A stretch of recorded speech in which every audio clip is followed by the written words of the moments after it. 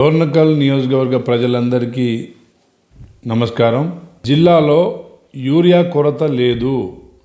Urea సఫిషియెంట్గా మరి పోయిన సంవత్సరం కంటే ఎక్కువగా నిల్వలు ఈరోజు రాష్ట్ర ప్రభుత్వం మన వ్యవసాయ శాఖ మంత్రులు తుమ్మల నాగేశ్వరరావు గారు అదేవిధంగా రేవంత్ రెడ్డి గారు తెప్పించడం జరిగింది.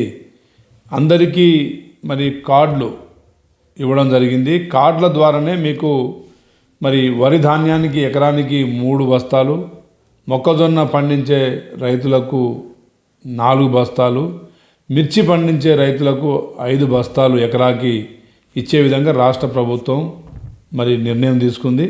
అదేవిధంగా మీకు మరి కార్డుల ద్వారానే మీకు యూరియా చేరవేసే కార్యక్రమం అన్ని కొనుగోలు కేంద్రాల్లో మీకు పిఎస్సిఎస్ సెంటర్లు కావచ్చు, ఓడిసిఎంఎస్ సెంటర్లు కావచ్చు, అన్ని సెంటర్లలో అన్ని అగ్రోస్లలో యూరియా నిల్వ ఉన్నది. దయచేసి మరి ఈ చలిలో తీవ్రమైన చలిలో కూడా మీరు లైన్లు కట్టి మీరు యూరియా కోసం ఇబ్బంది పడాల్సిన అవసరం లేదు.